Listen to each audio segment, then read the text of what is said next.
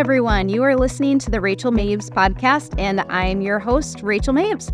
Today, we are talking to Chaka Booker, the Chief People Officer for the Broad Foundation and Family Office. Before his current role, Chaka was the Managing Director for the Broad Center, a national nonprofit dedicated to leadership development, where he partnered with over 40 organizations annually. He has traveled extensively to develop talent, advance DEI initiatives, and build partnerships while consulting for nonprofits, universities, foundations, and startups.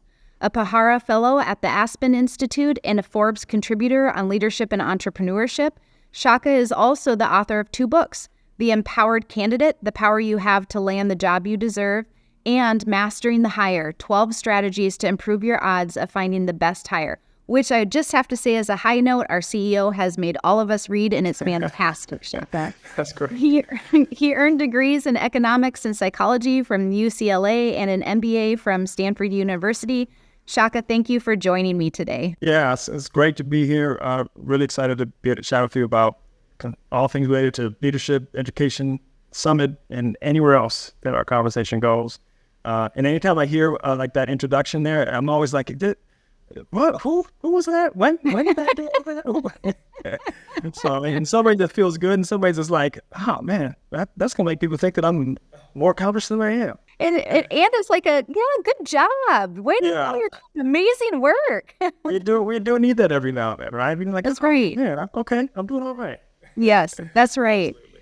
I love to start, Chaka. I mean, one of the things that we really value at Parsec, and I know that you know this, and we'll talk about the summit in just a second, but is elevating story and giving voice to story. And so we always lead with that question and the opportunity to share a little bit about your journey, what led you to your current role, what piqued your interest and drove you into the work that you're in. And I'd just love to hear from you that journey.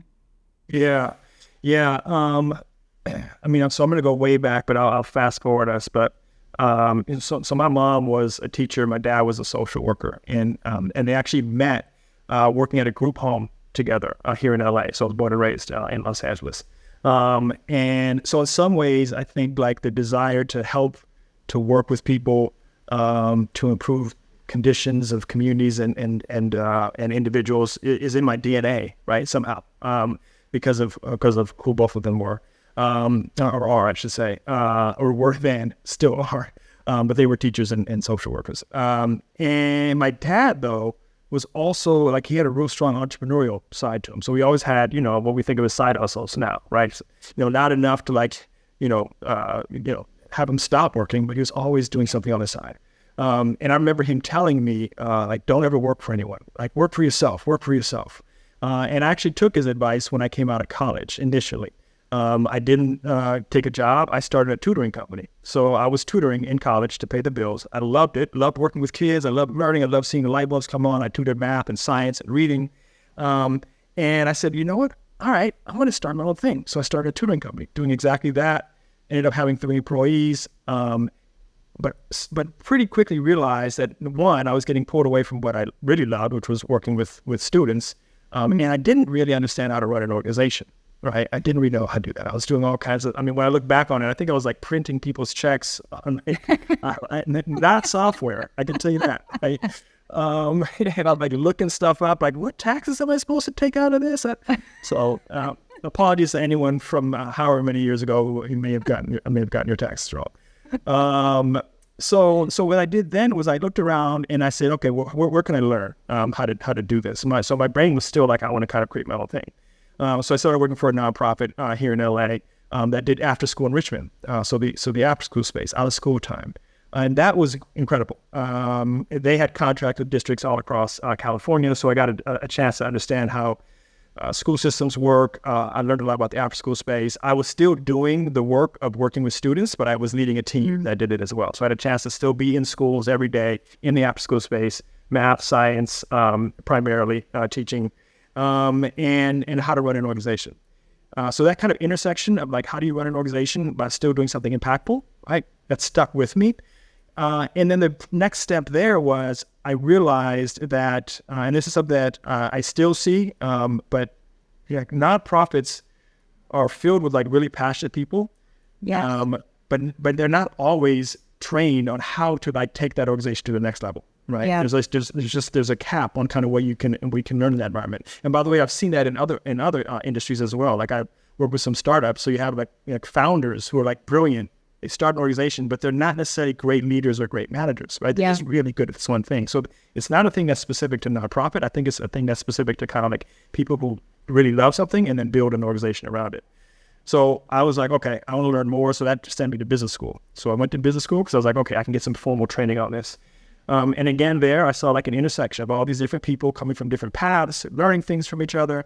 And that really started me thinking on, okay, I like being at intersections, these things that overlap, whether I go back to my dad and like side hustles and I'm also doing impactful work to kind of me deciding where do I want to go next. And that's what led me to the Broad Foundation and all the things related to Broad. Part of it was also my wife works for LA Unified, so we knew we were coming back to LA, so there was a geographic constraint. Sure. But within that, this place that was focused on public education, which is where I ended up working within that world, but also, biomedical research, the arts, workforce development now, so intersections, plus kind of this real strong entrepreneurial thinking behind it, bold thinking behind it. And I'm currently Chief People Officer now, the last 3 years, but before that, the body of my work there was all around leadership development in public education. And that shaped like a lot of how I think. It shapes like the consulting and work I do on the side in other industries. It shapes how I think about organizational performance in general when I'm advising and consulting. But yeah, that's kind of the journey, right? From deciding I want to do my own thing to where I am now. Well, and you're bringing such a unique perspective of that education lens, but that business lens and what those best practices look like and how do we intertwine and intersect those to get the best out of the work that we're doing in our leadership. It's such a huge need. Yeah. Ultimately, you're trying to find those the places where they intertwine and support each other, because sometimes it can feel like there's tensions between like nonprofit and business or business practices, and I definitely experienced that. And I think some of that is true, because when your outcome is another person's life, right? Like if you're in education, the outcome is the child and their opportunities and their family. Like that's really what you're shooting for. It's not the same as when you're in the business world where the outcome is, I'm gonna call it a widget, but like something that is not a human being. So you do have to make some adjustments on how you think about these things, but there are core practices and processes that can allow us, particularly from an organizational standpoint or leadership standpoint, to do much better at getting really, really strong and powerful outcomes. Yep. So it is that balance, that nuance that if you're in this world, you want to try to figure out. Yeah. And that's kind of a perfect segue, Chaka, into this, next section that we're going to talk through. One of the reasons that I'm really excited to have you on the podcast here today is also your involvement in our upcoming summit. So for our listeners, every year Parsec holds a summit. It's called Measure What We Value. And really it is to hit at this emphasis in the importance of engaging and elevating voices and experience of students, particularly those who are furthest from opportunity within our education system. And you are joining us. We're so excited. As one of our keynote speakers, you're going to be leading this topic around bias disrupted, data-driven leadership for unbiased decision-making. And I'd love for you just to share a little bit about what this is going to be about, what our participants can expect. And I would just say for those of you listening, and we'll talk about this again later, it is February 5th and 6th. We would love to have you join us in Fresno, California, to hear from some of the great leaders like Chaka. But tell us a little bit about this keynote, Chaka, and why it's significant today. Yeah. So what I'm going to share is, so when I mentioned, so I was at the Broad Center initially for like 16 years, and that's where we did the leadership development work. And in short, what we did was, the way it started was, the idea was kind of recruiting people from outside of public education, but people who had that kind of business skill set, and bring them into organizations, public education organizations, districts, state departments of education. We eventually started working with charters. We even worked with the Federal Department of Education for a while. But bringing them in to help fix those processes. The idea being like, if we can get better at HR, we can get better at finance, at strategic planning, et cetera, we can drive some efficiencies that help these organizations run better so that the outcome, which obviously is all about students and families, can be improved because we're running things better. That was the idea behind it, right? So how do we bring And Chaka, can I just really quickly highlight the significance of that for people who maybe don't know? Like in education, your focus is so much on pedagogy or instruction and child development and yes, leadership for our administrators, but there isn't like this really deep dive into what are those business principles? Because in education, you really are still running a business. You have a budget, you have HR, you have all of these components, and that's not necessarily where that deep focus is. So what Broad does that you just highlighted that is so vital is bringing in people like yourself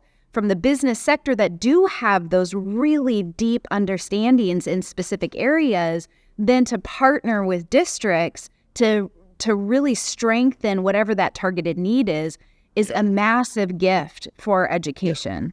Yeah. It was. I mean, it's an incredible program. It still continues now, slightly different form, but in which I can actually touch on in terms of the evolution of that and how it ties to what we'll talk about at the summit. But yeah, bringing in people who understand how to run organizations really well is super important. You also, again, have to have that. There's always that tension. You have to be those people that have to understand what it means to do this work in education. So that was part of what the organization did, was like, you can't just come in and just like run things the same way you did when you were in the private sector. There's a different culture here. There's a different output here. There's a different set of stakeholders that you're working with. And that means that like we had to run a program, but we could support people because that's not easy to do. It's not easy for them to transition to the work. It's not easy for the organizations to understand how do we absorb this person and really tap into what they bring. But we figured it out, and not without stumbles along the way, but you figure out how to do that well. The other thing with running a program like that is, and this happened early on, and we also started to adjust this. I remember like very proactively is when you bring in people from the outside, in some ways you signal, where you're signaling implicitly, we didn't mean it, but you're implicitly signaling like the people that are already there aren't good enough, right? And you have to be thoughtful about that, bringing people in who then know how to build relationships, make sure they don't come across like, I have all the answers, you've been blowing it for the last 15 years. So there's a lot of stuff that you really have to do well to run that kind of program, a lot of lessons learned. And the program now has evolved. It now lives at Yale, at the School of Management there, but they focus on training people who are currently in the system on these exact same things, right? On how to become better leaders and managers, which I think is an incredible model and a wonderful model because there's a ton of super talented people inside the system. So you can either bring people in or you can try to support the people that are there. So that's the context of what we did. Now, what I'm going to talk about at the summit was we were probably, 10 years into doing this and doing really well through the lens of diversity. Right, like had really diverse cohorts, felt really good about that work. We were being intentional about it. And we started to notice a pattern though on our recruitment weekends. We'd have these weekends where we'd interview a bunch of people. And I won't go like too deep into the weeds and like kind of like steal the thunder from what I'll share. I mean, I'm assuming there's going to be thunder, but I don't want to steal the big surprise or whatever it is. But in short, we realized that there was bias in our processes, in short, right? And I'm going to share some of the data on that. Like, how did we know that, right? Because I do think, like, if you have data and you can help understand some of these things, use it. Because bias is sometimes one of those things we feel, particularly as a person of color, so I'm Black. Like sometimes I'm like, I don't need data. Like, I'm feeling this. I know exactly kind of what I'm experiencing. But sometimes to make the case and really just to help move an organization, you need data. So we were very fortunate to have data. We had data that showed that there was bias built into our processes. And then we did some really hard work for about 4 years or so following that, where we continued to collect data and we learned how to disrupt bias, right? And because we had data, we could track it every single year, every single interview almost. You could see, okay, what are we doing? What are the practices that work and don't work? So we really had this focus on data and how to improve our practices, and we saw what worked. So part of it is about talking about data and how you can make better decisions on something that is kind of just in our heads, right? Bias. But part of it is that process helped me understand how to make better decisions, period. So it started off about kind of just how do we interview better and assess people better. And it now has continued to carry over in everything I do, whether it's recruiting, whether it's onboarding, whether it's giving feedback. But how do you think? How do you make decisions? What are the things that get in the way of making effective decisions? And that will be kind of the other kind of half of the keynote, is talking about those other lessons learned. And how that shaped kind of my approach to leadership and managing. So that's the keynote. right? So there's actually going to be two parts. There's going to be the keynote where I'm going to have to stay relatively high level. I've got like 30 minutes, so can't get too deep in the weeds. Fortunately, the way this is set up at the summit is I'm then going to have an opportunity to do a workshop after that. We can get into the weeds and some actual practices, so people have stuff that they can take home and actually put into play. So knowing just our audience, that they're school leaders, practitioners, and that they're going to have the opportunity. I love how we've built this out and really appreciate your willingness to kind of hold these two different places, the keynote and then diving deeper into the session. Can you give us just like one teaser that for people to like be able to anchor onto of what they could expect as they dive deeper into some of the session with you? Yeah. So I'll give it a quick example of kind of how to disrupt bias. Just a very specific one that I think applies whether you're interviewing teachers or interviewing someone in central office or interviewing a board member or anything. And this practice is called first impression parking. First impression parking. And it applies also, by the way, across the board on all kinds of things, not just interviewing, kind of any moments that you have when you're engaging with stakeholders or you have a new team member or anything. And the idea is like our brains make decisions very quickly. Lots of research behind that, right? These heuristics that we need on. So that's natural. That's right. But society also tells us things about groups of people. Like we are constantly fed things about groups of people, whether it's because of their race or their gender or their religion or their age, right? Or whether they're from LGBTQ, or you fill in the blank on all the things society tells us. Those things overlap with those heuristics, with those very quick decision-making things that happen in our brain. And very quickly, we make decisions about people, about human beings.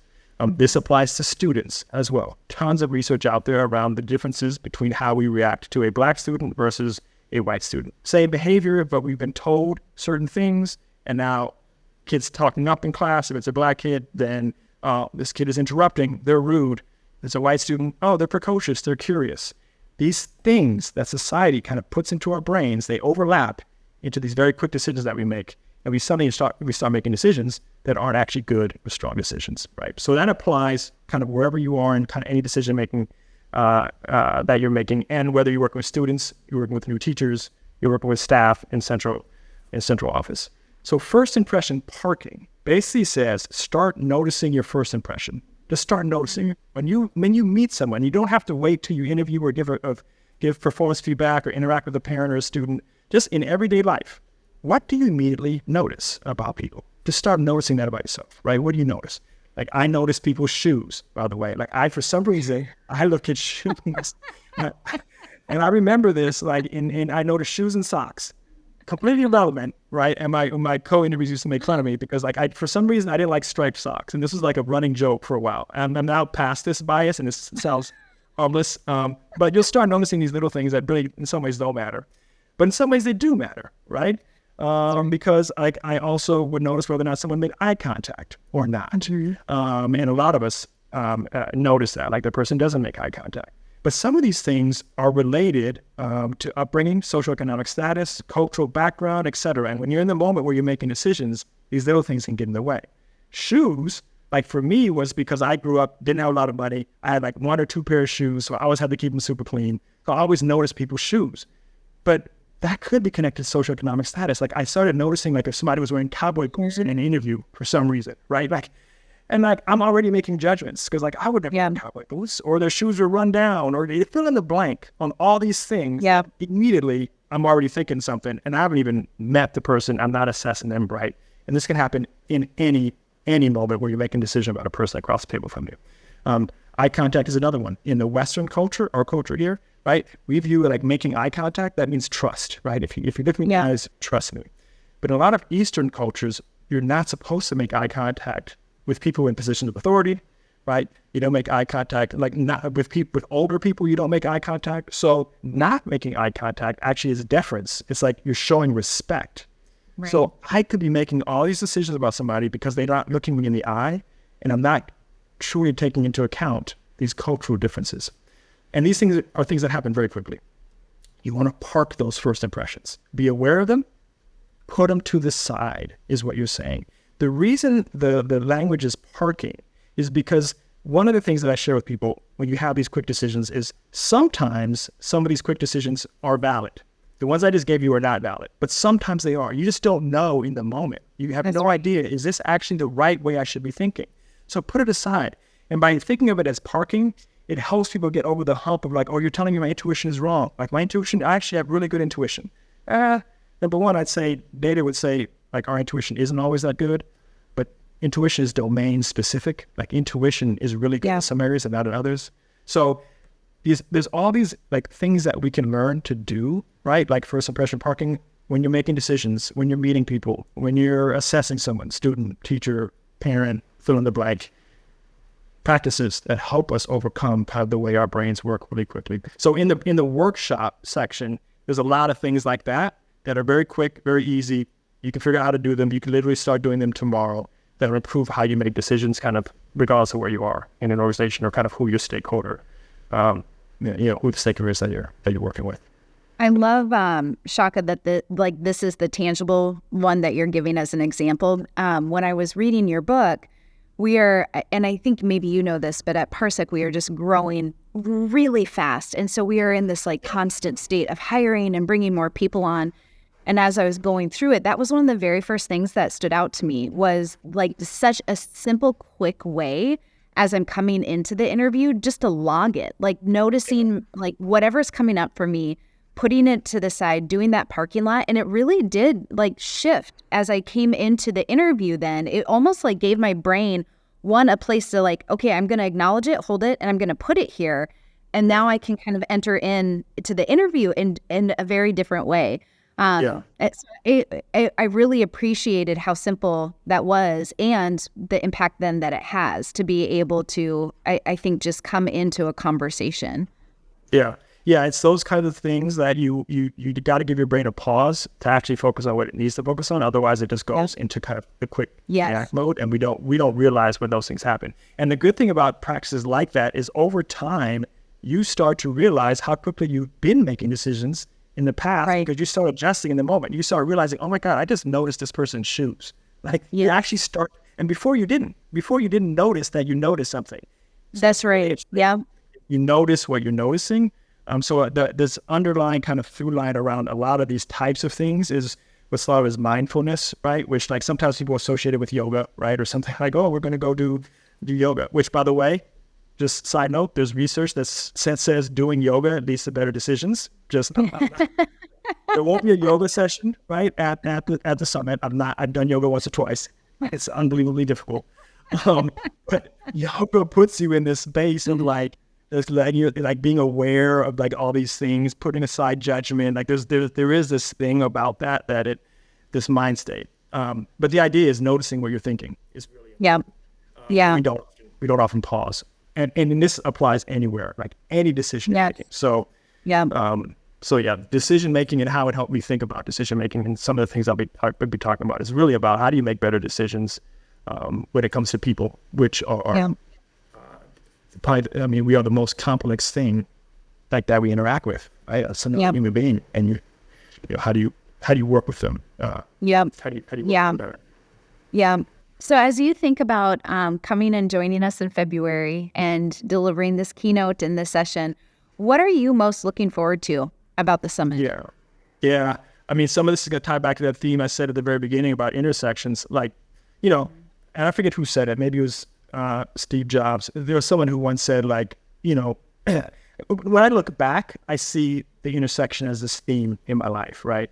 It wasn't like I planned to do that moving forward, like, oh, I'm going to go find these intersections. And sometimes we tell these stories as though we just had this grand plan. But when you look back, you see patterns of like, oh, this is where I learned.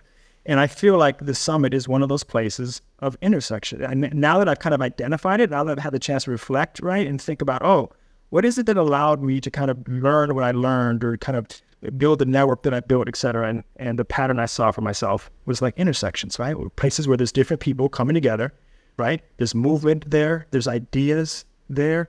Intersections are somewhere where you can not just look like two directions, but you can actually look four directions, right? Like there's a lot of places to look. There's a little bit of friction, that kind of thing. So the summit for me represents that, like a chance to meet with people working like folks in education, but coming at it from different types of organizations, different roles, right? Different perspectives. I'm coming in with also kind of what I've learned working across a range of sectors. So what's exciting is learning from people, sitting in on sessions as well, right? So I'm coming to present and do my workshop, but anytime I go to a conference, I want to go sit in and say like, okay, what are other people thinking about? Because it makes me and what I do so much stronger. My day-to-day work right now isn't in public education as much as it was during the first 16 years.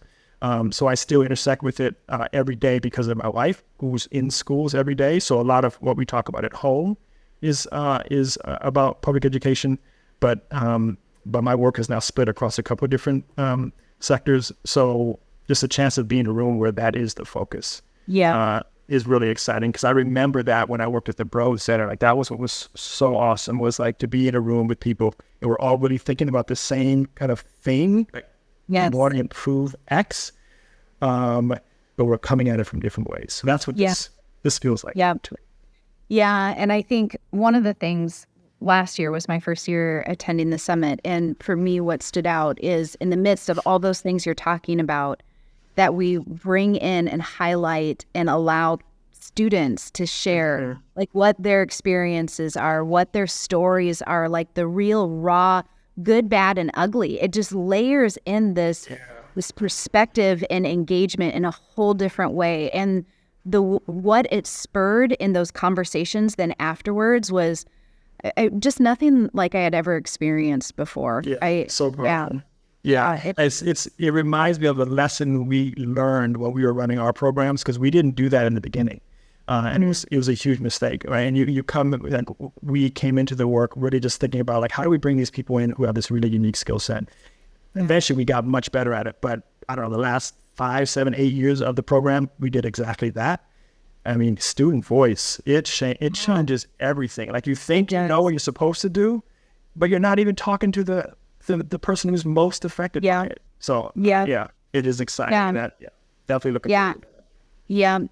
So as we wrap up, I'd love just to give you the final word for our listeners. Any sage advice, thoughts to ponder, whatever you would like to leave people with.